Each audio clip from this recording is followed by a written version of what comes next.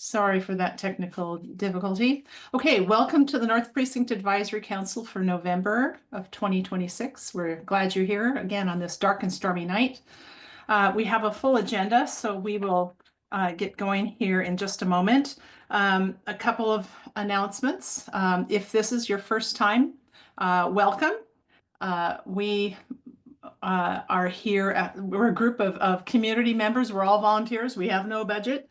We're here to foster communication with the Seattle Police North Precinct and other leaders within Seattle and our county, and we welcome you. Please use the chat for questions. If you put your questions into there, it's easier for us to make sure that they're addressed by our speakers at the various times. You can put them in at any time since I read them to the speakers. Even if your question is for the captain, you can put it in now, no problem. We'll scroll through and that's where we go first. We're usually pressed up for time to get to all the questions in the chat, and we rarely have time for live questions. So just if you have questions, please do get it into the chat. We also ask you to make sure that with those questions, you're as brief and succinct as possible, also respectful. Our goal is to foster communication, and to do that, we have to be able to speak to each other respectfully and hear each other. So thank you. We are also looking for diverse communication. So if you have 15 questions in the chat, don't be surprised if I bounce around and don't just take them all in a row, because we want to hear from a lot of voices. I like to call out that we often have some representatives with us, and if they have their cameras on, they can just wave. We are very fortunate that usually some of our city council members are either here or send their representatives. From District 4, it's Maritza Rivera, who's usually, Wendy Sykes is typically on. From District 5, Deborah Juarez. I think Paul Menifee was going to try to get here this time. So there, I see him waving. Thank you. And then from District 6, Dan Strauss, Joel Raphael is often on the line. So I call those out in part because I want to remind you, when you're looking at that chat, you're often going to find that some of those folks that are representative of those council members, or even some folks who are just city employees, sometimes they pop into your questions and they will provide a link. They'll provide an answer. They may give you a number to call them so that they can help you with their questions. So remember that we have some folks on here who may be of help to you. I always like to call out our next meeting is going to be on Wednesday, December 3rd. Remember, we're the first Wednesday of each month. That's when we meet. Our speaker then will be the Seattle Department of Neighborhoods. We have not had them on for a number of years. They are another great resource that many people in the city do not know about. So, and they can help in connection with a lot of the other folks at Seattle Police and others who really can just help you figure out how to do things for your neighborhood in the city of Seattle. Also want to remind you, the Seattle Public Safety Survey is open to November 30th. Tess Harbert, I saw her sign on. She's here, and she is going to, if she has not already, put something in the chat to give you the way to get to that survey. Tess, if you haven't done that, go ahead and do that. And basically, I think that is the end of my announcements. Oh, there is, by the way, related to the survey, there was a very interesting Seattle Times article on November 3rd about the survey and the results of the last one. So I really encourage you to take a look at that and see if you can make some time to get out there before November 30th to do the new survey. So with that, I'm going to transition to Wayne McCann. Wayne, we deeply appreciate you being here. He is the operations supervisor for SPD's parking division. And one of the things that I just thought was interesting when one of my colleagues on the board mentioned he had gone through the Seattle, the police academy, the Citizens Police Academy. He didn't think the parking part was going to be that interesting. And he was kind of shocked to learn how much it weaves throughout all of policing in Seattle. So I think it's going to be a really interesting opportunity to learn more. I know a lot of you have questions about things related to parking. They come up all the time. So with that, Wayne, I am going to spotlight you and you have the controls. You are on. Thank you for coming. Of course. Thank you, everybody, for having me. I appreciate the opportunity. I'm going to go ahead and see if I can share my screen here. I have a presentation that had been prepared by one of my supervisors that really turned out well. Let me know if you can see that. We can. Looks good. Okay. And am I muted? Oh, no. Let's go. You are on. Okay, I'm on. Yes, welcome. Wayne McCann with Parking Enforcement. I'm operations manager. I share that role with a coworker who has the same responsibilities, and together we manage to keep PEOs on the street, keep the parking enforcement going as best we can with the tools that the city provides us.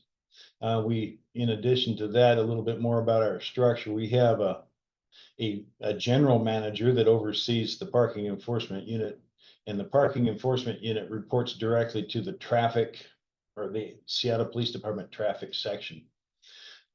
We do a lot of work with them, and a lot of the work that we do is relatable, because traffic, cars, and if they're moving, they take care of them. If they're parked, we're supposed to take care of them. Anyhow, so I've been with the Seattle Police Department now. This is my 27th year. And I started off as a police officer, and then left that work and became a parking enforcement officer. Better fit my personality of doing good things and not putting myself in personal danger. Always scared the stuff out of me. Anyhow, I was promoted to supervisor back in 2003, and then just recently promoted to manager in 2023. We had a brief stint with the Department of Transportation, and back in 2023, where I had helped with the transition to the Department of Transportation, and then we moved back to Seattle Police Department. I helped with that transition, and somehow that landed me in the role of operations manager. I've appreciated that opportunity, and we've done a lot with it since, made some improvements, but we got a long ways to go just yet. As far as scroll a little slower, about our unit, Seattle Police Department, we've been around for, I think, 60, almost 70 years. We were originally aligned with the Treasury Department, but then in, I think it was I don't remember the year, way back when, the Seattle Police Department took us on because of our enforcement role and the alignment that had. And as I was saying, we currently have 3 managers, 1 general manager and 2 operations managers, 12 parking enforcement supervisors, and right now we have 88 PEOs.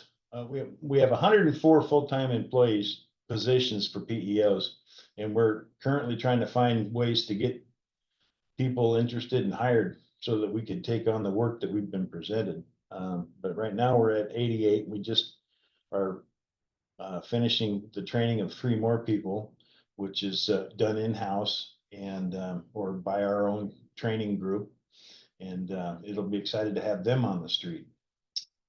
And as I mentioned, we fall under the police traffic unit, and we deploy from 3 different locations, primarily from the police support center at Park 95. It's down off of Airport Way. It's a non-public facility, but this is where a lot of the specialty units are: traffic, SWAT,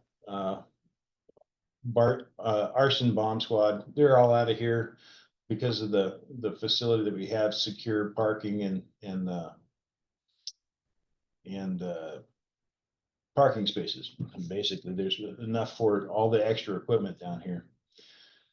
Our hours of operation for parking enforcement, mind you, are from Monday through Saturday, 06 to midnight. We do currently put people working on Sunday, volunteers that will work on overtime so that we can provide some enforcement on Sundays. But that a lot of times is constrained by whatever budget rules we have to follow. But currently we're putting 6-7 people out on a Sunday. Doesn't sound like a lot for the entire city, but it certainly can still free up police officer resources. Let's see. PEOs, yes. What do we do? Well, I bet you everybody knows that we write parking tickets. Well, that is one thing that we do. But we also are the eyes and the ears of the department. We have, it's 88 people that are going out looking at and walking and driving along the streets, looking at cars and holding or enforcing that parking rule. And so there's a lot of reason that things catch our attention. And because we're with the department, we are on the same radio that the police officers use so that we can get assistance quickly to central communications and to other police officers in the area. We assist people in the public, everything from helping them find where they park their car to how to find resources and or the direction, where's the Space Needle, we'll let them know. We assist police officers with traffic emergencies and or lost persons and just a variety of things, because we're out there as just a resource of a bunch of very responsible young men and women doing this work. We take calls for service where people will call in about their parking complaints and or issues, and officers are in the street and because they're on police radio, they'll take those calls and respond to those issues as they're happening. So if you have a blocked driveway, call dispatch and PEO come and assist. We're divided up into the 3 precincts. You're familiar with North Precinct. We also have West, East, and South, Southwest. We have PEOs assigned. They have the ability to select their shifts and the areas that they work, and that's an internal process. But we have a number of PEOs that work in each one of the districts between 6 and midnight. That's the operational goal, to have people out there ready to assist and provide that service. Of course, you may have been to an event at Soto, in the Soto area, T-Mobile Park, perhaps recently. PEOs, because we're aligned with the traffic unit, we do a lot of traffic control. Most of that is done on overtime. We have people in our unit that actually have almost 1,300 hours of overtime this year already, because of the amount of traffic control and events that there are that we do and participate in. And we assist the police officers in, getting traffic around these major events. Last year, Kathy wrote down 260 events. I think it's even more this year. I think we're in upwards of 280. And when you think about it in the perspective of, there's only 365 days in a year. So, and there's not a Mariners game every day. It's a lot of events. We assist with on other types of emergencies and disasters and so forth. Just real quick, of course, some people think or may assume that we look like police officers, but we do in fact dress, or we do have a different uniform, but we do use the same basic safety equipment and or for traffic control and so forth. That, you know, includes the vest for high visibility and flashlight wands, whistles. But what we have that PEOs use is, we used to have, years ago, we used to write tickets on paper, handwritten, and put them on cars. And you can see that in the recent passing decades, we've had technology changes. And so our current method of writing citations is using software that applies in an app on a smartphone. So we've really gotten it decreased down in size and streamlined as getting citations issued. And when a PEO issues a citation, with the way technology is now, I can even look at it from the back office desktop moments after it's written. And so a lot of times I'll have people that call and say, I just got this ticket, I need help. When it was used to be a paper ticket, there was no way I could help, because I wouldn't know what it would said. But now I can see everything that the officer did, and right away and offer guidance and or advice as what happens next. We use a number of different vehicles. Based on our enforcement type, it used to be for a long time that all we had were three-wheeled scooters, which were, you know, single occupant, made it very handy for enforcing time limits and or zones that required a monitoring of how long people were parked. And of course, the way to do that, low technology, was chalk to tire. With the single seat scooters, we could do that quite easily.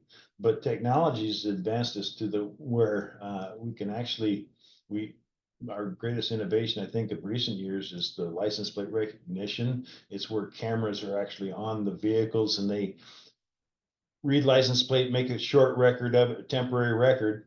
And then we can go ahead and set the computer to say, okay, I want to come back to this space or these area, this roadway in an hour, 2 hours, whatever the restriction is. And they can effectively enforce time limit parking without having to actually physically reach out of a vehicle and chalk a tire or touch a car, which really improves the process. Unfortunately, it is technology that is prone to need of software updates and a number of things. So we're always wrestling with it and making it. I mean, the program works fine, but it's maintaining it is you can't leave it go. You need to maintain it. That's for sure. And of course, the recent advent of electric vehicles, and so our electric vehicle fleet is growing, and we're building infrastructure so that we can support that for a green fleet. And then we have, she mentions boot vehicles. We are in cooperation with the Seattle Municipal Court. We also have a license plate reader equipped cars that go out and look for vehicles that are in scofflaw status, meaning they don't, or they have 4 or more citations in collections that are 45 days or older. Anyway, it's people that don't pay their tickets, and we have a way now to get back at that. That program started back in 2011, I believe, but it's really kind of fashioned itself into a solid program.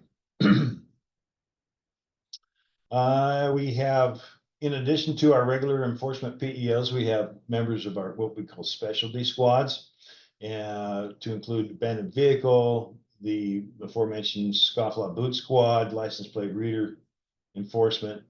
And then we also have a customer service response group that tries to respond to the find it, fix it. And we're currently transitioning over to have that be supervisor responsibility rather than assign a PEO. The find it, fix it, or customer service response that the city has adopted, we have a portion of that in the abandoned vehicle reporting.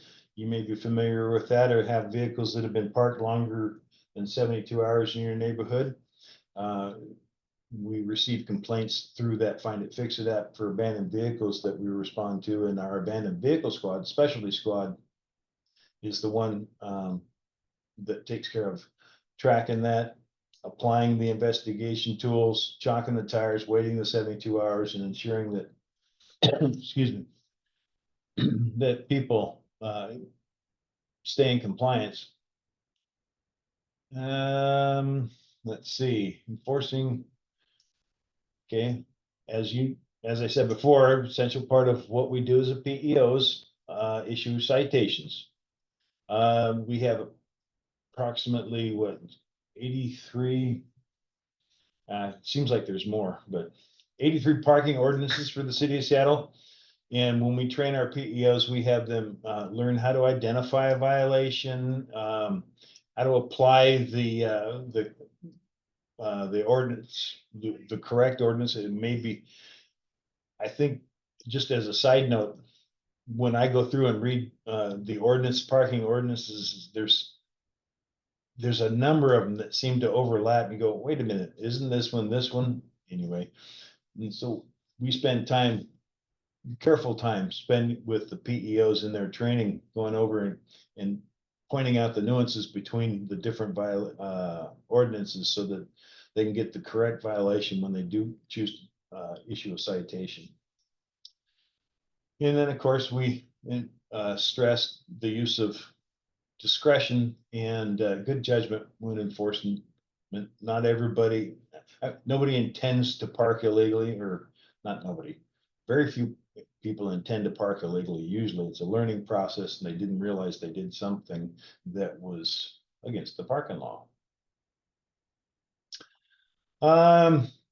If you were ever to get a parking citation, as Kathy points out, it's not fun, but the best thing to do is just all the information on the back on how to respond is written on the back of the citation, and you have the option of checking box 1, 2, or 3 and following through with that. And you're certainly, we're certainly willing to take, well, we don't take payment, but please, if you want to pay it, but if you want to contest it, and all of these things are available to do online as well. So just because you might want to contest a citation doesn't necessarily, or mitigate a citation doesn't necessarily mean that you have to go to court to do it.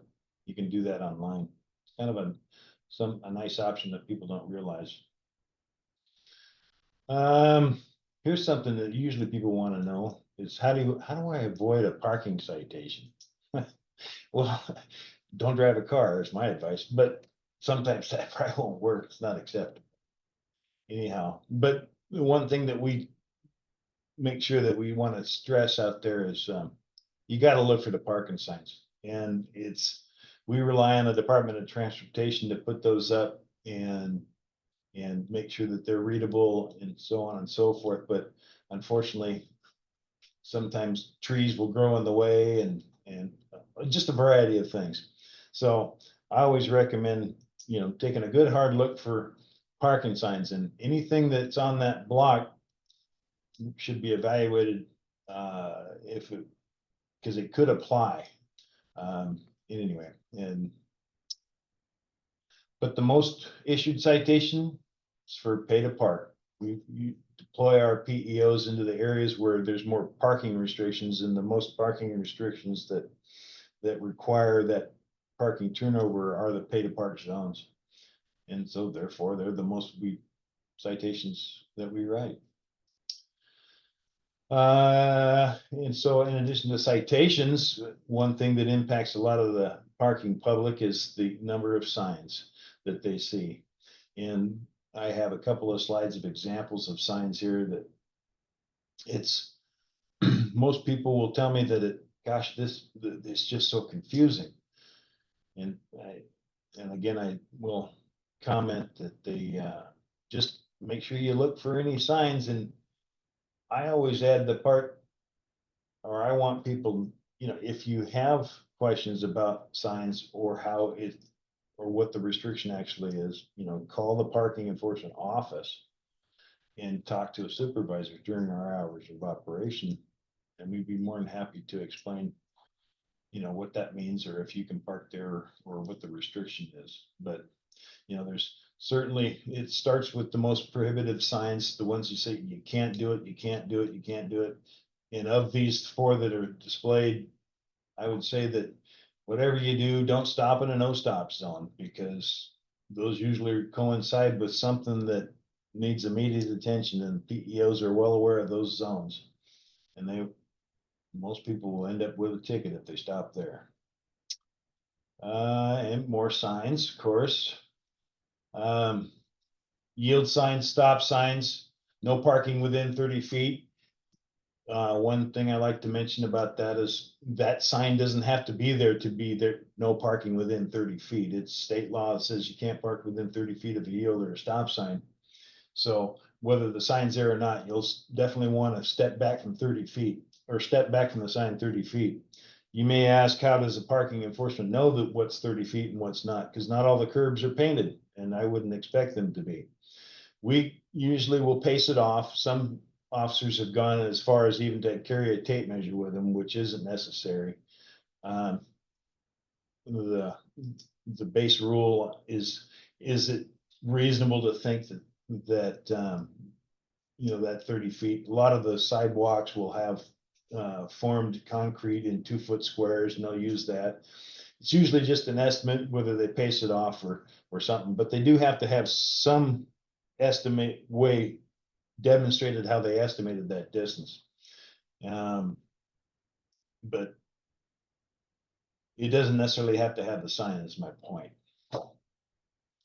Zone, restricted parking zones, you have to have the permit. The thing that's recently changed with restricted parking zones is that the permits themselves have gone virtual. They no longer actually issue a physical permit that a person would put in their back window or in their window. So it's all kept on, and that's how another way we use our license plate readers, because we can compare the list of persons that have authorized permits and those that don't. So you can actually, well, I think now they've all converted over, so vehicles parked in the restricted parking zones, you're not going to see whether or not they have a permit. But if you're not sure, or if a car it's new, you're more than welcome to call it in and we'll come and check it out and run it through the database. Let's see, more signs, load zone signs. These are, one thing about load zone signs, that a number of folks that may utilize a disabled placard and display that because of their qualifying measures for that. A lot of these zones, they still have to comply with. They can't park without restriction. They have to comply with the 30-minute or passenger load zone. So, but in time zones, persons that use a disabled placard or plate, they can park like a 1 hour, 2 hour zone, or even in a pay to park zone, they can park for free and or for as long as they need to take care of whatever business they're taking care of. So that's a distinction to make, but they are subject to these limitations. Another big mistake that some folks make is that if they're a commercial entity, or if they own a business and they have their car that they use for their business, they'll use this commercial vehicle zone. And a lot of times the problem with that is there's also a definition in the Seattle Municipal Code for a commercial vehicle, and it's very specific. And many of those small business folks that have a car that's dedicated to their shop or whatever is technically not a commercial vehicle, and they often will get a citation and not understand why. Just something to note. Oh, thanks, Kathy. And just when you thought there was needed some more signs, we have all these specific signs, which are just, well, I guess they read as they read. So unless you're a police officer's vehicle, you don't park in the police department only vehicles only zone. Or if you're not a food vehicle, you don't park there during this time. The point of showing you all these signs is just there's a lot of things, and I wouldn't expect that everybody could necessarily pick and just, oh, that's what they mean. That's why I always encourage folks to call us up here at Parking Enforcement and walk us through what you got, and we'll tell you we'll give you the information you need to make the choice that suits you best. Yep, can I park here? Anyway, oh, I guess I thought I had one more thing of signs back here. Oh, may I mention real quick, it looks like we're at the end of this part of the presentation, but temporary no parking signs. That's a big one. That is the way that businesses, construction companies, any number of things that are doing things that take up the curb space temporarily. That's how the Department of Transportation ensures that that curb space is freed up for, say, a construction zone. And the signs have to be, you know, written on as far as the restrictions, in addition to writing on the sign and the restriction for which, for when it's enforceable. There's also a confirmation page on there that allows you to, you can call up and find out why these signs are here. But the part about no parking, temporary no parking signs is real tricky, is that they only have to technically be up for 24 hours before they're enforceable. And a lot of people will leave their vehicle unattended in like in a more of a neighborhood area for 2 or 3 days without going to check on it. And if some utility work needs to happen, or if some construction that's authorized and permitted, they could have these out. You could be gone for a long weekend, come back Tuesday morning to find that your car was towed on Monday. So you always want to check on your vehicles when you're parking them, especially when it's otherwise unrestricted, because this is the Seattle's method of getting construction and work done that involves the curb space. Oh, I'm glad I caught that one. That one's important. Wayne, we're at about 5 minutes left and we have got a lot of questions. Can I move to questions? It looks like that Yes, was the please. last slide. Okay, I just wanted to make sure I touched on that one piece, but thank great. you. Okay, so there's a ton of questions, but I'm going to focus on a couple that I know are kind of a little bit of hot buttons for people, and that is some of like the RV parking and such. So for example, one question that comes up, hang on, whoops. Sorry, if you want to release your screen, Yeah, I that was would be trying. great. No, Okay, hang on. maybe take me off being a Okay. host. That Yes, worked last time. I think that's where we're at. That's great.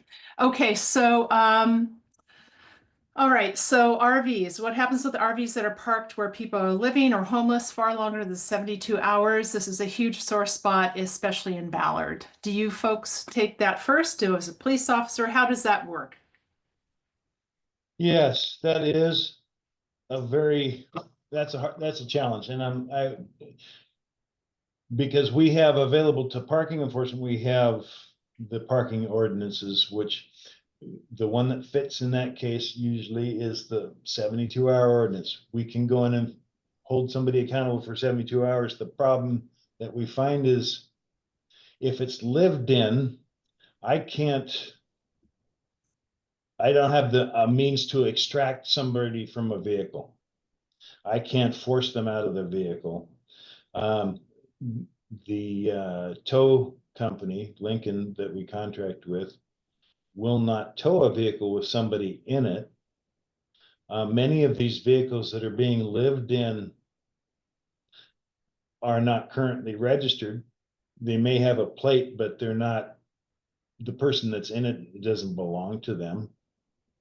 And when I write a citation as a PEO, the citation goes to the registered owner. Well, if there is no registered owner anymore on record, then there's no fine. Nobody has to pay anything.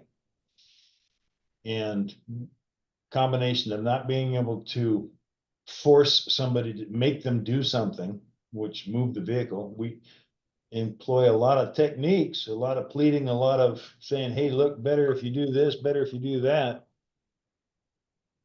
But I think ultimately we're kind of at impasse on some of these. Fortunately, we do have a number of PEOs that are really good at getting folks to move. The only requirement to comply with the 72-hour ordinance is that they move the vehicle from the block. There's nothing that says that they can't repark the vehicle 10 minutes later in exactly the same spot. That's a very helpful piece of information. We're only have a couple minutes left, so I know that was probably the biggest hot spot. Another one that I'm seeing several times is around the regulation of Lime bikes and scooters that are left around the streets. Is that within your jurisdiction, or who's responsible for enforcing that? Lime bikes and scooters and such that are littered around the city. Right. No, that's not parking enforcement. The Department of Transportation oversees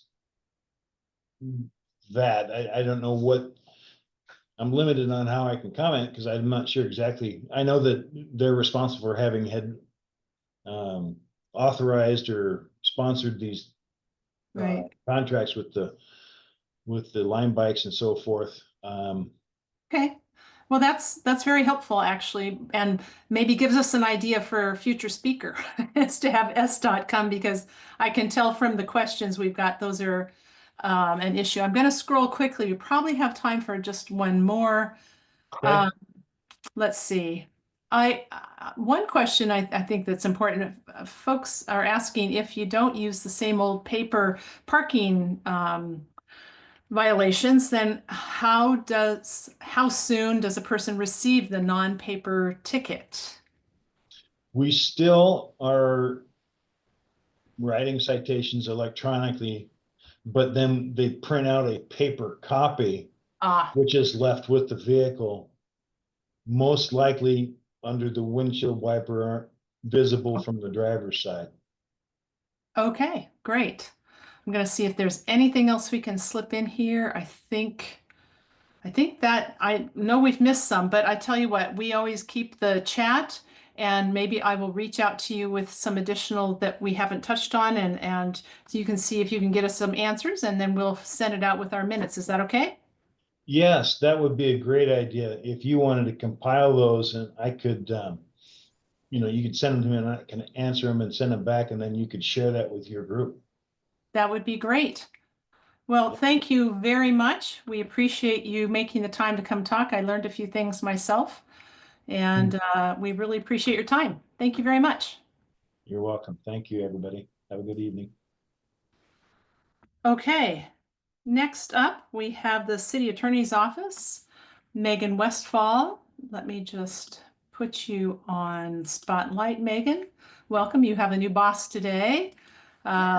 And go ahead and join us for the update. Thank you. Yeah, so good evening, everyone. As Katie said, I'm Megan Westfall with the Seattle City Attorney's Office. I think most of you are familiar that I work alongside SPD out of their North Precinct. So tonight I wanted to share some stats with the group that stem from our latest quarterly report that the City Attorney's Office publishes. I can also provide the link to the full report later on in the chat if people are curious about some of the stats or want to read the other information that's in there. The report's about 50 pages long, so there's no way for me to go through it all tonight. So I'm just going to give you some of kind of the highlights with respect to crime trends in the North Precinct. So I pulled the stats that are applicable for the North Precinct, and we broke it down into council districts 4, 5, and 6, which are the ones that make up the North Precinct. And the quarter three report, unfortunately, is not available at this time. It should be available soon, though. So maybe at a future meeting, I can give you those stats.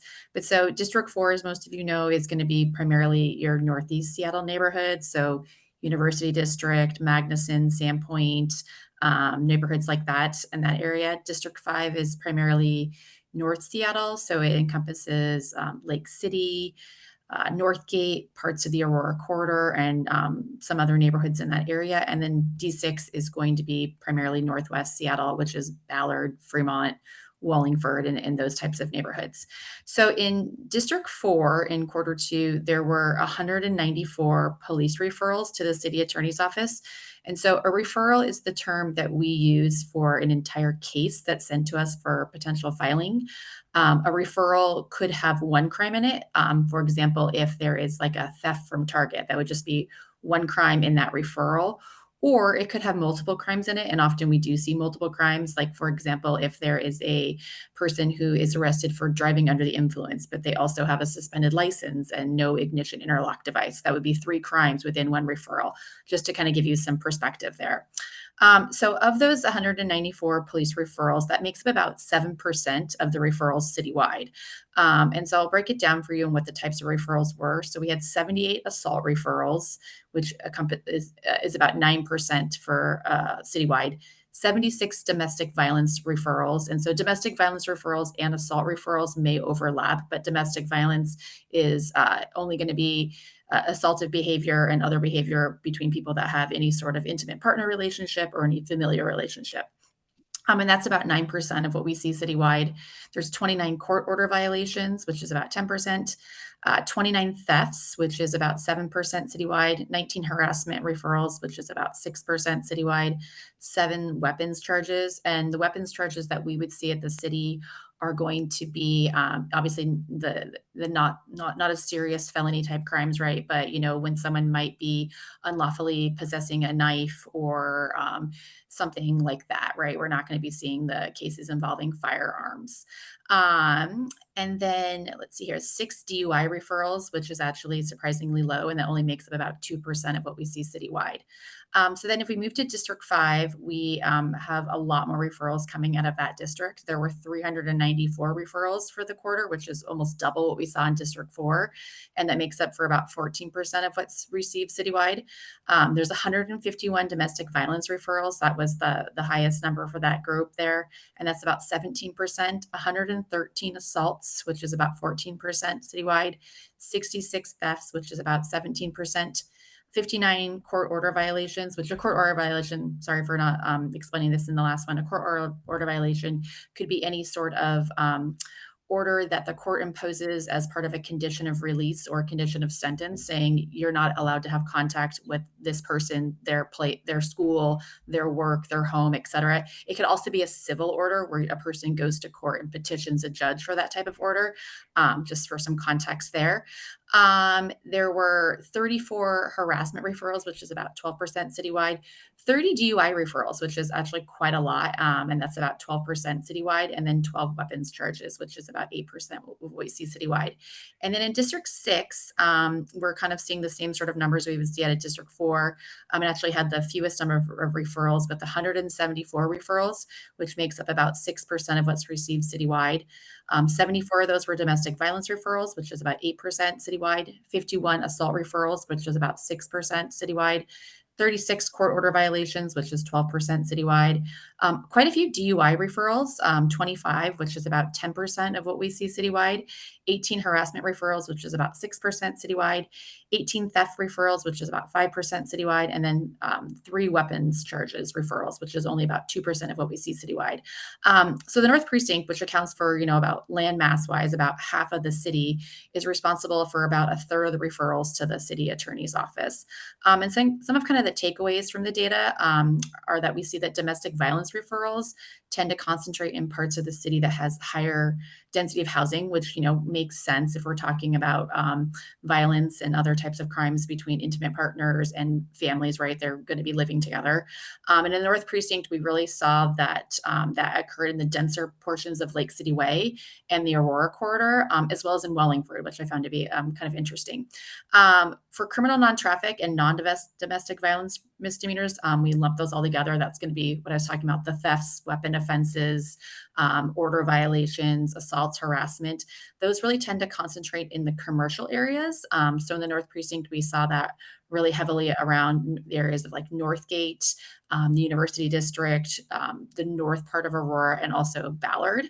And then the criminal traffic referrals in the North Precinct tend to really concentrate around areas where there's an active nightlife, if that makes sense. So criminal traffic is really going to be your driving under the influence cases. So it's tied kind of to the nightlife, to the bar scene. And so we saw most of that kind of in the areas of North Aurora, Fremont, Ballard, and then University District.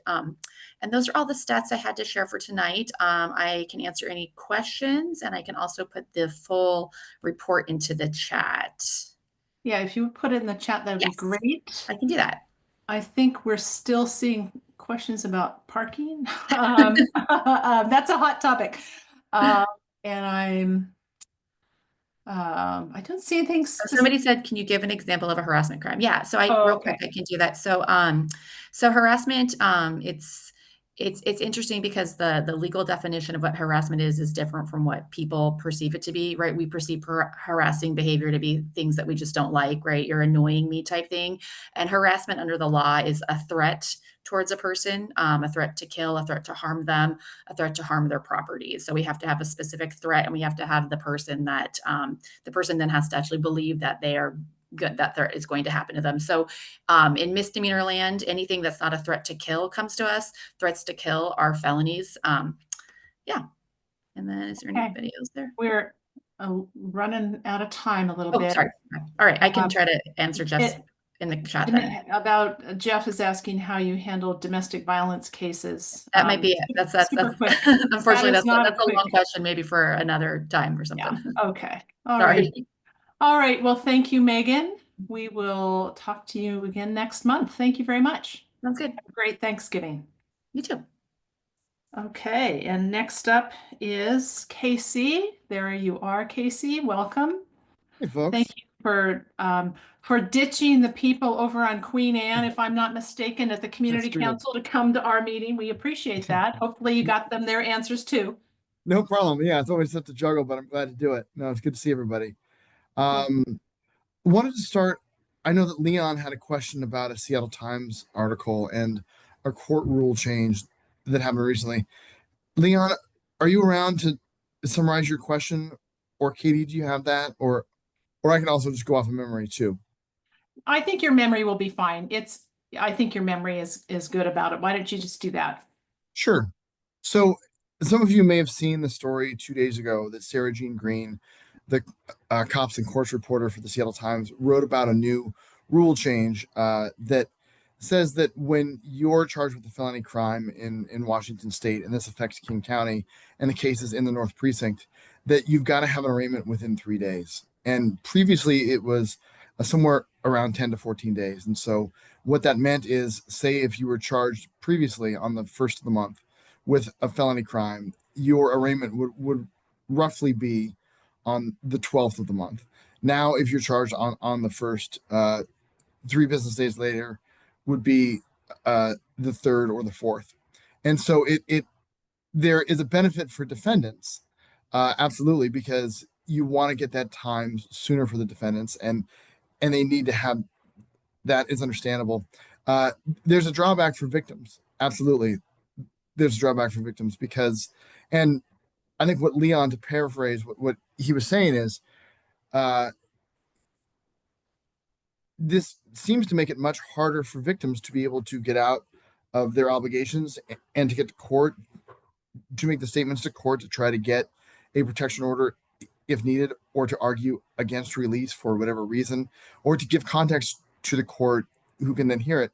And what's important to note too is that the Washington State Constitution, and for everyone who's keeping track at home, Article 1, Section 35, establishes the rights of crime victims and guarantees that victims have the right to be treated with fairness and respect and dignity throughout the criminal justice process. This includes the right to be, and these are the words of the Washington State Constitution, this includes the right to be informed and present at court proceedings, and to make a statement during sentencing, and to be protected from the accused. It does make it harder. It absolutely does make it harder for folks to be available for those arraignments. One thing that we try to do is get the notification through the mail to make sure that they see it. You just can't mail something really anywhere in the US and have that fast of a turnaround guaranteed. And so that's why Lisa Mannion, as the King County prosecutor, said, "Hey, I'm really concerned about victims here. We're worried about this rule because of the rights of crime victims that are guaranteed under the Washington State Constitution. It's not that we're against defendants and we want to make it harder for them. They should have their rights too, but don't forget about victims. That's really the key here."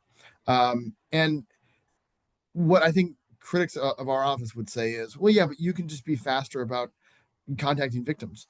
Yeah, but we need staff to do that. That's exactly why King County prosecutor Lisa Mannion has asked for 16 additional victim advocates, and those 16, at least in the present proposal for the budget, are not going to be funded.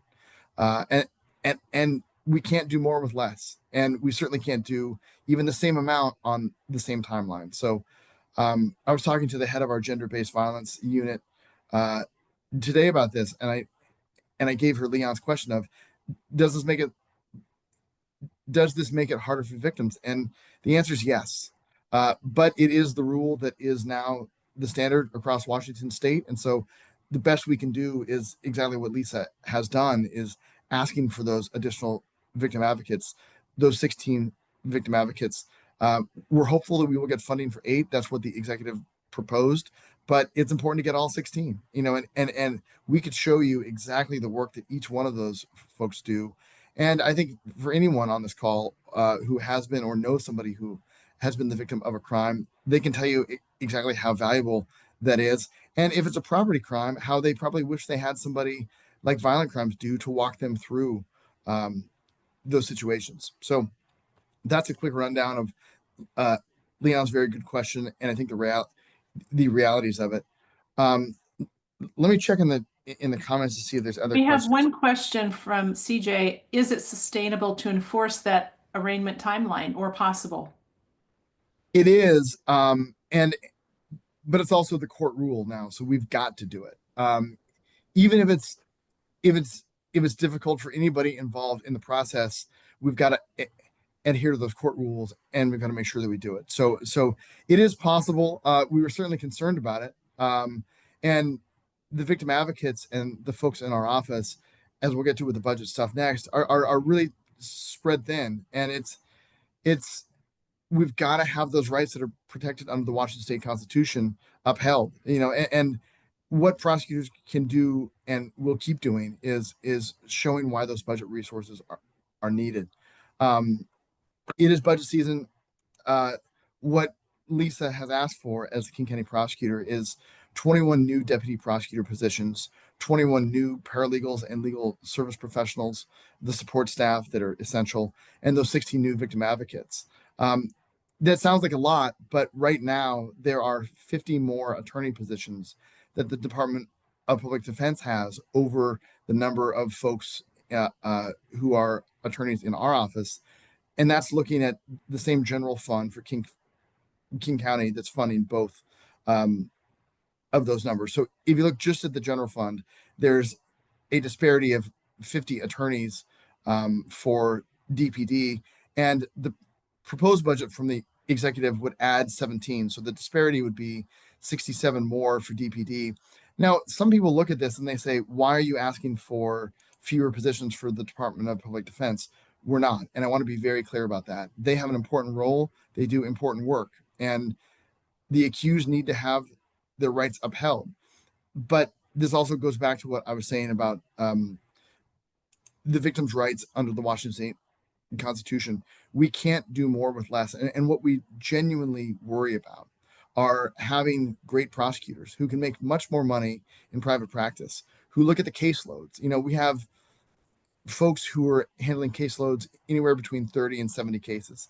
The person who does some of the most graphic, really shocking, nauseating cases of children who were sexually abused, and then those images are put and shared on the internet.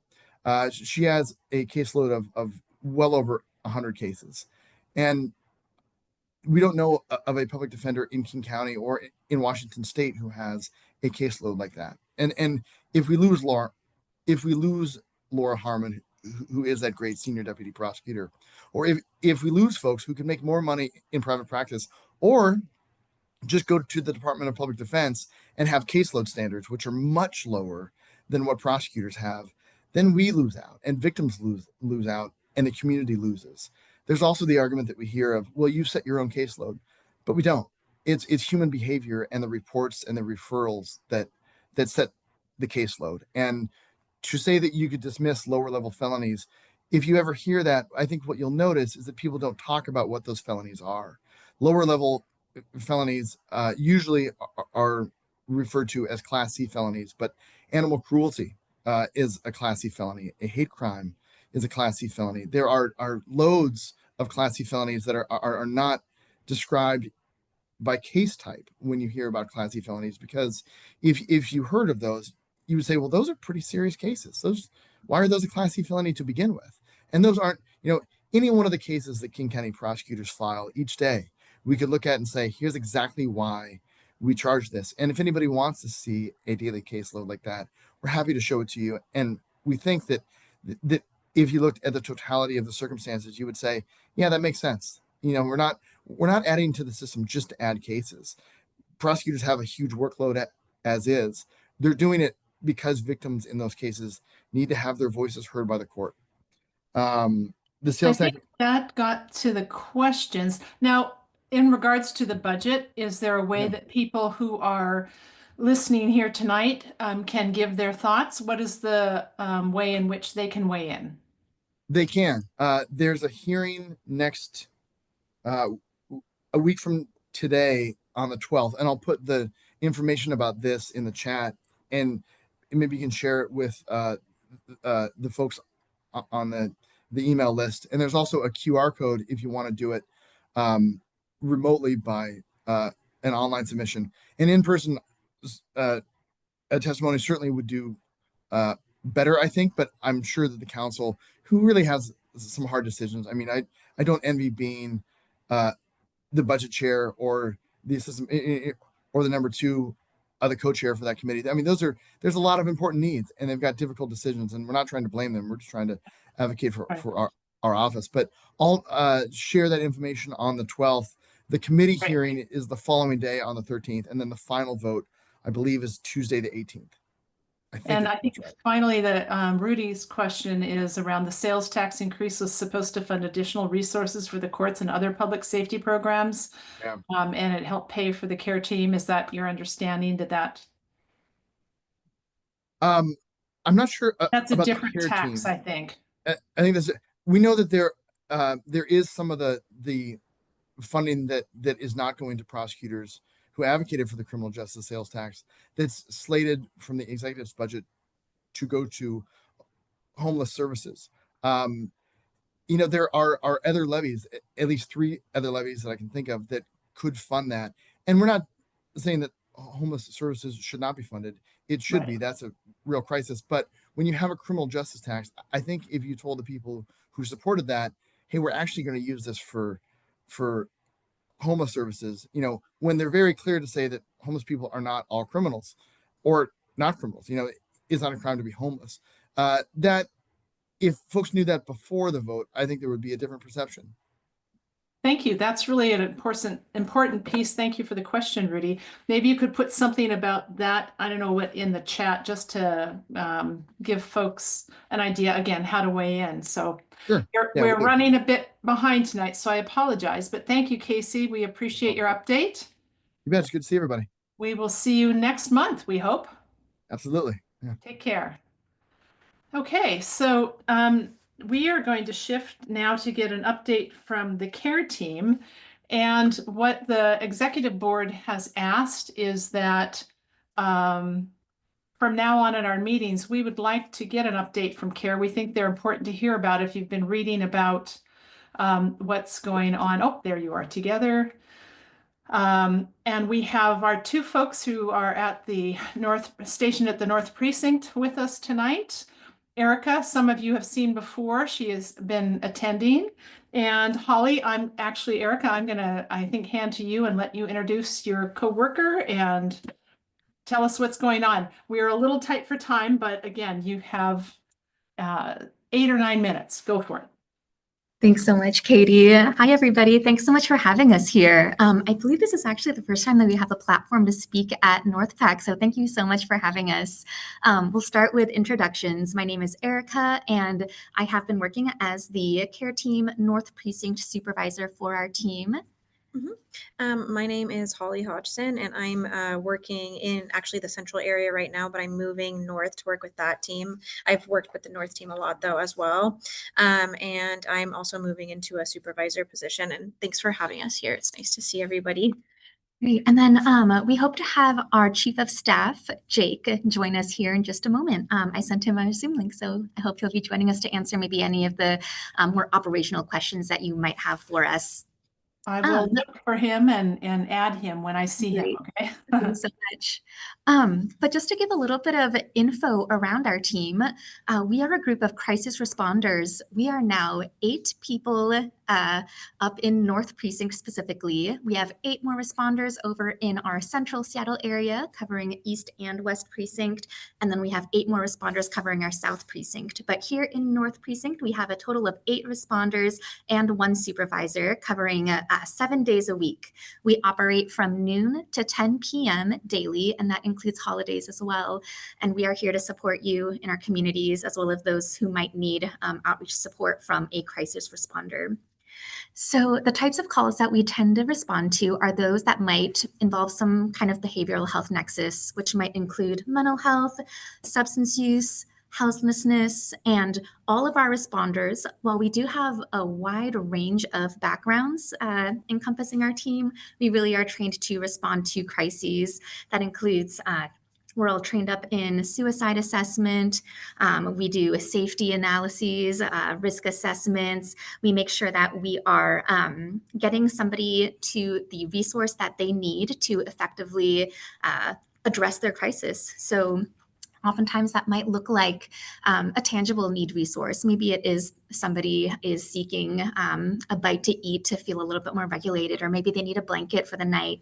Maybe it is more of a resource navigation, because we know that we rely on our longer term support services to create sustainability within our systems. That can include food banks, case management, shelter, enhanced shelter, and even resources to potentially housing. Housing is an incredibly tricky thing, but we're happy to get folks connected to those who can support with that. Holly, or pardon me, the name is Holly. Erica, Jacob has joined, so I'm going to go ahead and add him to the spotlight. Okay. Perfect. Thanks so much. So Jacob, you're going to be on in a minute. Thanks. Oh, thank you. Erica and Holly got it. I'm here for extra support, so thank you very much. And hello to everybody. He doesn't want to be spotlighted. I want them to have the spotlight if that's okay, because they deserve That's it. fine. Okay. It's a break for the moment. A break. Yeah, from the break. Yeah, other types of calls that we may respond to might be a little bit more higher level in acuity. Somebody might require transport to a local crisis facility, or maybe even to a hospital. And we are happy to do that assessment, see if we can explore lesser restrictive alternatives, such as next day appointments and such. But sometimes somebody is really needing that transportation assistance to that crisis facility, or maybe a referral that we are able to provide as well. Lastly, we do involve ourselves in ITA processes as well if somebody is needing detainment for their own safety. Yeah, so those are the kind of calls that we respond to. You might have seen our vehicles driving around the city. We have a few different types of vehicles, but regardless of the type, it should say either care team or crisis responder. Oh, thank you. ITA it stands for Involuntary Treatment Act. It's formally an RCW stating that somebody who may be at harm to themselves, whether it is related to harm to self, it could be harm to others, or it could be maybe they aren't able to take care of themselves due to their mental health and are deteriorating from a health perspective. They may be requiring some kind of involuntary treatment. So we may be able to do the assessment for that. Officers actually are more equipped to respond faster regarding ITAs. Our side, we will be just doing the referrals, which is putting together an affidavit to send out to our DCRs or designated crisis responders.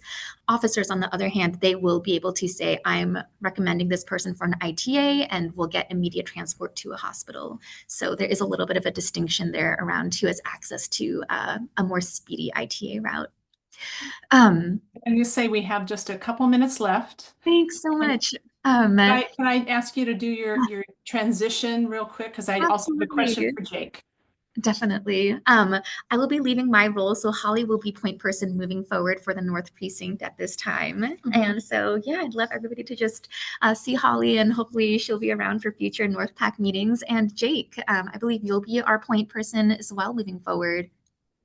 Yeah. Any That's updates great. from you, Jake? So question, and this may be more for Jake, but one of the reasons that the North PAC board asked that CARE have a regular presence on our agenda is some of the concerns that we read about whether, how SPD and the CARE team are partnering.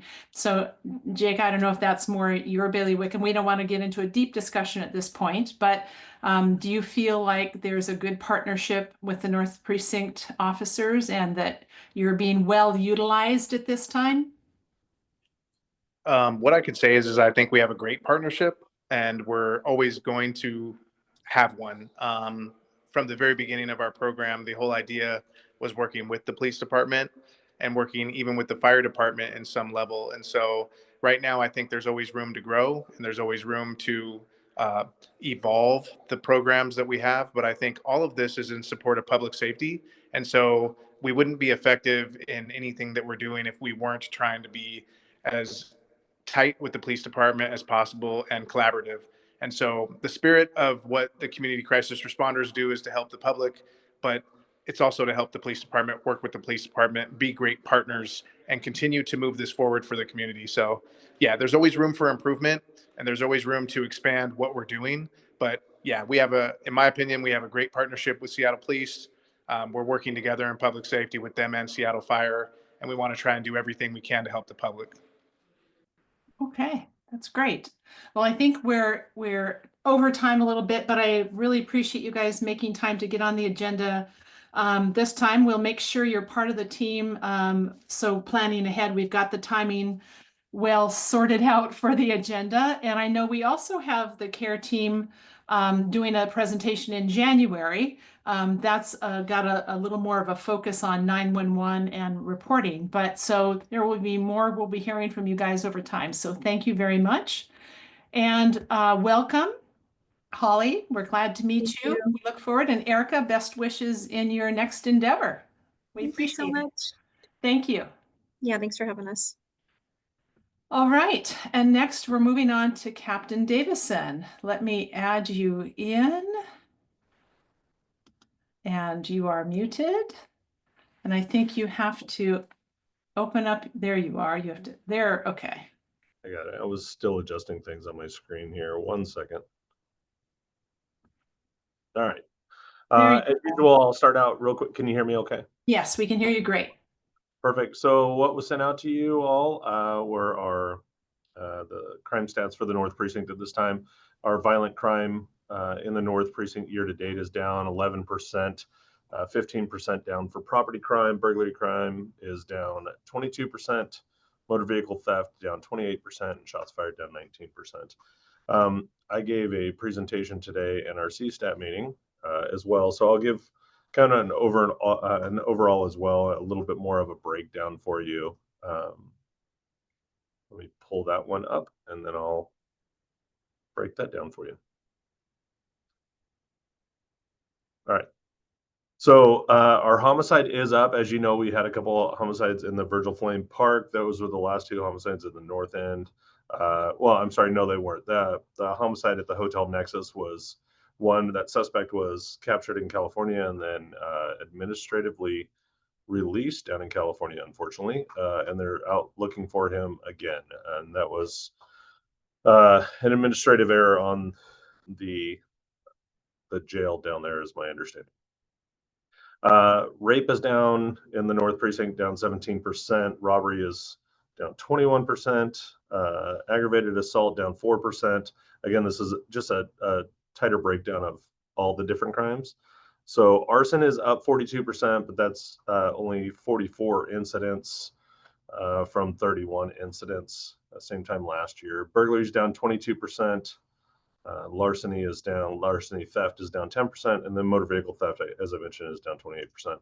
Our shots fired incidents in the North Precinct are down 19%, and that's down over 2 different years. So it's down from 2 years ago. It was there were 141 incidents. We have 125 at this point in time, and last year there were 154. Couple quick success stories that I wanted to mention. So we had 2 officers, Officer Morehouse and Officer Faison, recently responded to a man down that had no pulse, wasn't breathing. They did CPR, brought him back to life, and then fire took over and kept that person alive. So fantastic job there.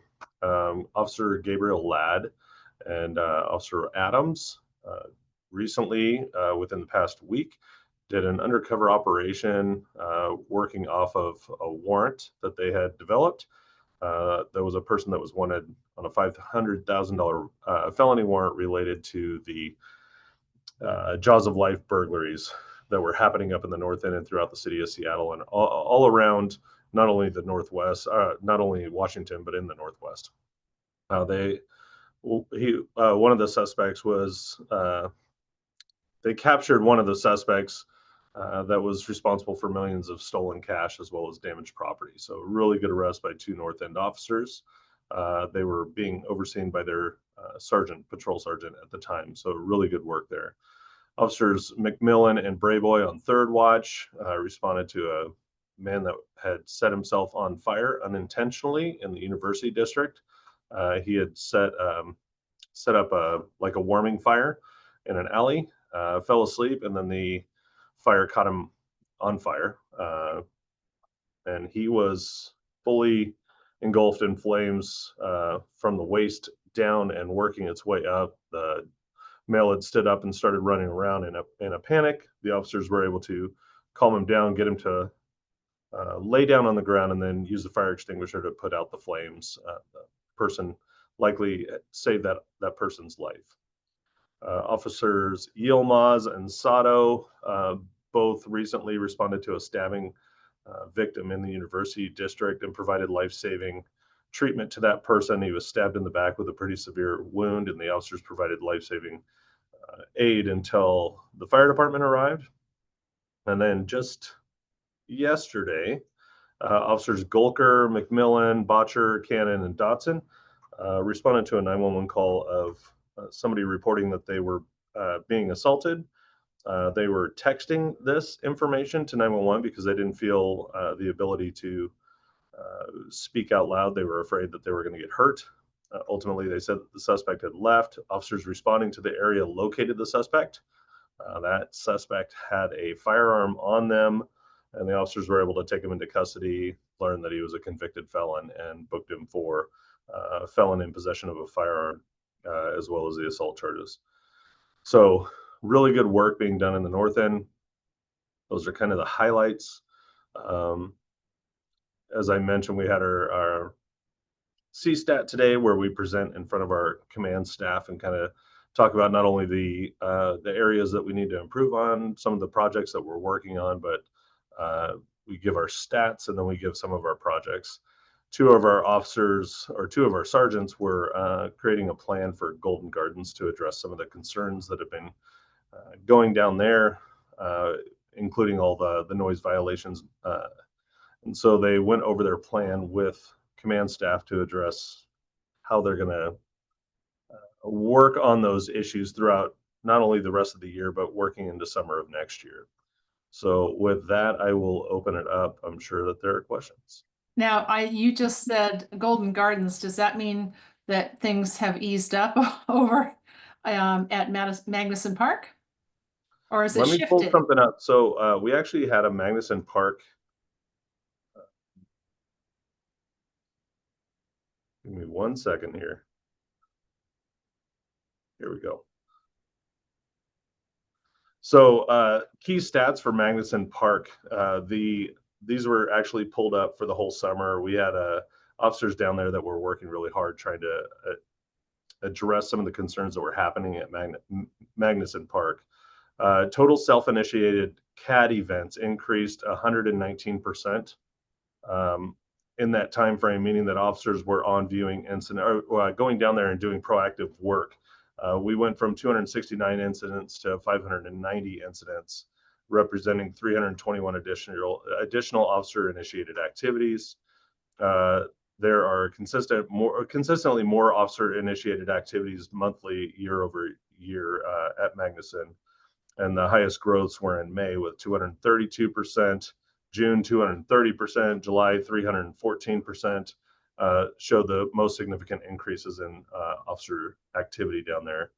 Total arrest increased by 13% from 39 to 44, representing just 5 additional arrests, but a higher increase there. And then let's see, significant incidents in August were down. Significant increases in performance were up significantly, and then decreases in crimes down there. Okay. So a lot of good work that was happening. So the question was whether or not Magnuson has cooled off. Both parks are cooling off a little bit right now, and that tends to happen. I mean, if I think I just saw lightning. Yes. I got a flash here. So generally, when the weather turns bad, people don't necessarily go to the parks and party in the parks, and that's where we have a lot of our issues is with drinking, partying, after hours things at the park. That is. It starts to calm down, but it doesn't mean that we have to stop the enforcement. And so we're working on both parks at the same time. I'm just letting you know that while we had plans in place for Magnuson, we're now working on Golden Gardens as well as much as we can. Great. I'm just going to give you a quick comment. Margaret Argo has asked me to just ping for you that she and another police commission person are doing a ride along on Aurora tonight from 7 to 9. I think she wanted me to call that out as an FYI.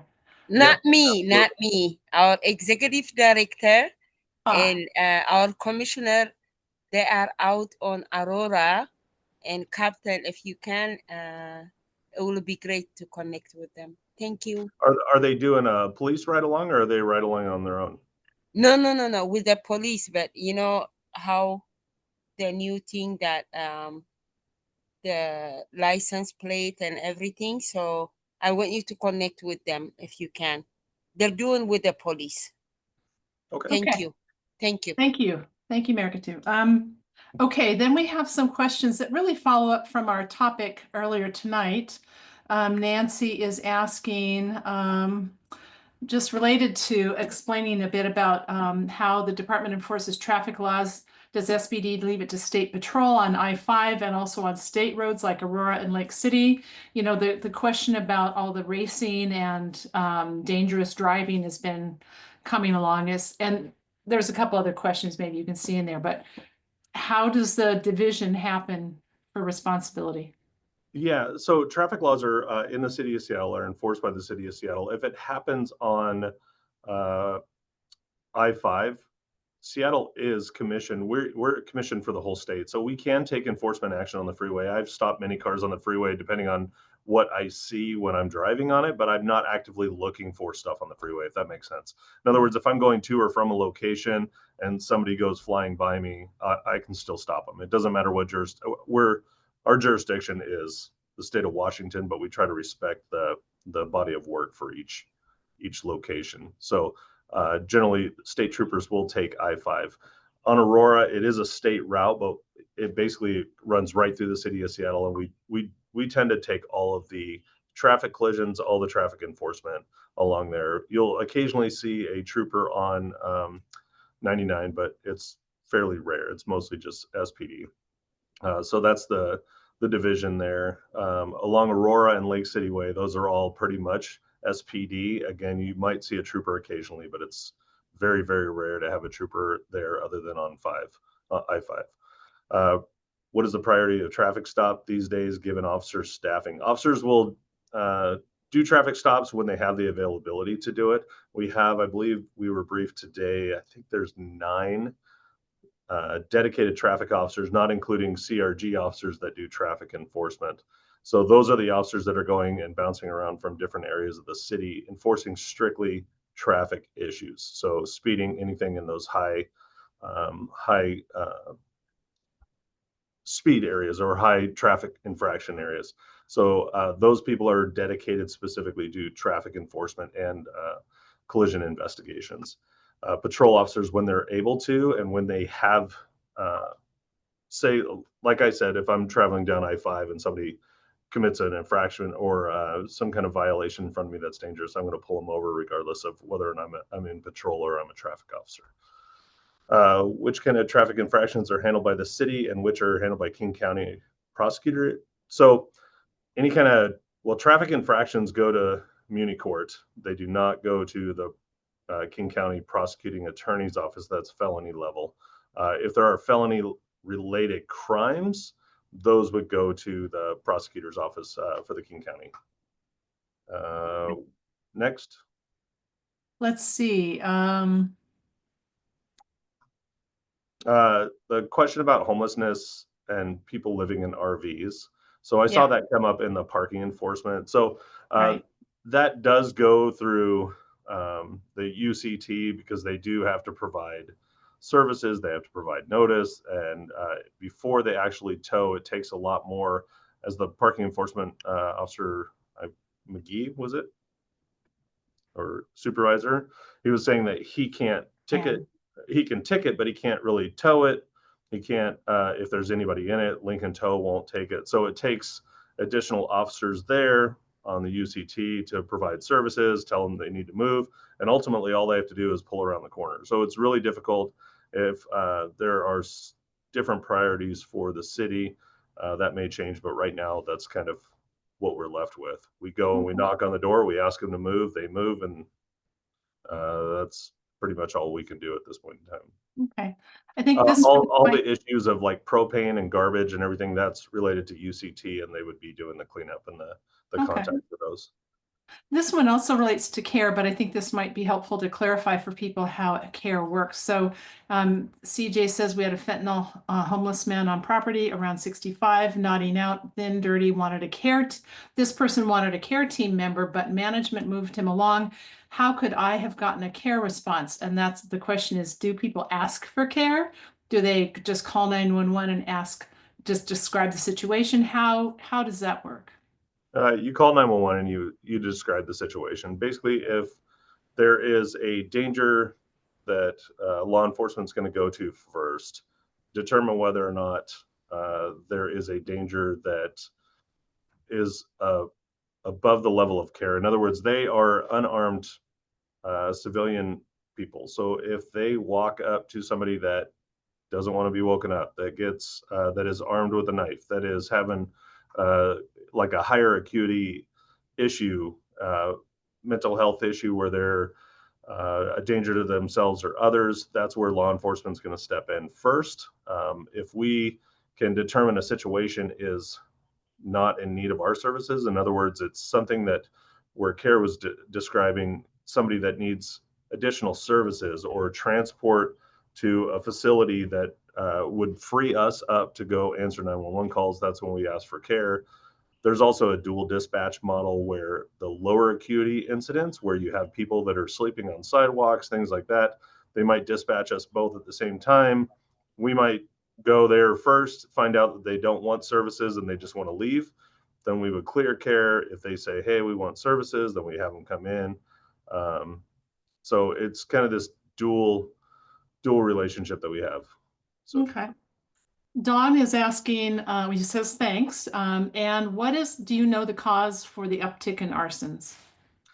I don't. I have an opinion on that as a possibility. I mean, we do have a lot of the unsheltered population in the North Precinct as well as throughout the city.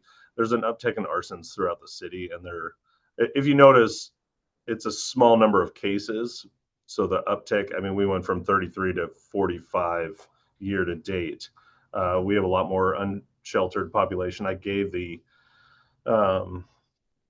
example of the officers that put the the person out that caught himself on fire using a warming fire. And we find that quite frequently where somebody will start a fire to keep warm and then it will light something else on fire. So I can't say for certain that that's what it is, but that would be my thought on it, but we haven't dug into it any deeper at this time. Okay. Katie Hall says, thank you, Captain Davison. She knows you all have a lot of territory to cover, which makes the decrease in crime even more impressive. Katie also says, last month you mentioned a human trafficking operation in the North Precinct. Is there progress on this? Can you explain on that? So Katie? I will say that we have our Vice unit go out and they go and do human trafficking operations on Aurora at least once or twice a month, where they'll put out undercover operators and they will try to arrest the people that are trying to solicit sex. So those happen at least once a month. So that's an ongoing thing that's happened since the beginning of the year and well before that too. Okay. Rudy is asking about a missing teen, whether that person's been found. Do you know what missing team he'd be referring to? Or Rudy, if you want to put the name in the chat, that would be great. Moving on to the next question, Captain, you're being credited with summoning the lightning gods. Wow, really powerful. Oh, he says there's a 15-year-old young male from North Seattle. Maybe we can follow up on that at our yeah, next. I don't know. I don't have any details on it. I do know that we get missing persons reports daily. Okay. And oftentimes the majority of those people are found within, a day or two. But that's not always the case. So I don't know the details on that particular incident. Okay. Real quick on the territory, I looked up our recent census. So the North Precinct had, according to the most recent census, 247,000 people, which actually would put us as the #2 city in the state if we broke off from Seattle. We're bigger than Spokane in the North Precinct. Okay, interesting. Well, I don't suppose you'd probably answer if we asked you whether or not you're having active conversations with the chief about whether the North Precinct should be more than one precinct. But, I think we have that conversation all the time here. Yeah, I think the general feeling is that we should. I mean, it is a very large population to cover with the amount of people that we have. But at this point in time, I don't think it's feasible. So that's just under the current situation, I just don't think it's feasible. In the future, it's definitely something that I'd love to see. So. Well, I-5 does make a bit of a wall, doesn't it? Yeah. And I think we'll have to end on this question. We're right at 8:30. Who can raise the level of fines for soliciting minor trafficked people or the level of crimes? Should they go to the city council, or is that a state level law? Where should they go for that action? So the city of Seattle, I would almost defer to the prosecutor's office, but the city of Seattle has their own codes, own enforcement, own crimes. So unless if it's a felony level crime, then it would be a state level issue. Any kind of misdemeanor case that's at the Seattle level, so raising those fines and infractions, that would be at our city council and mayor's office. Okay. Well, I thank you, especially because you had to give up a little bit of your time for our other speakers. We appreciate it. I think we got through the bulk of questions. We do have some others coming in about missing folks. And again, we will share the links and such that people have put into the chat when we do the recording notes. Thank you very much, Captain. We will see you next month. I'm going to remind everybody that once again, the Seattle Public Safety Survey, which if you want to express concern about any of these topics we've talked about tonight, it's open until November 30th. And our next meeting is Wednesday, December 3rd. And again, we will have the Department of Neighborhoods come talk to us about what they do, how you can tap into them. And we wish you all a very happy Thanksgiving. We hope your power stays on tonight. Mine has been blinking. I was hoping I wouldn't lose you all. So stay warm and dry. Thank you all very much and have a good evening. And if the executive board would stay on, that would be great. Thank you.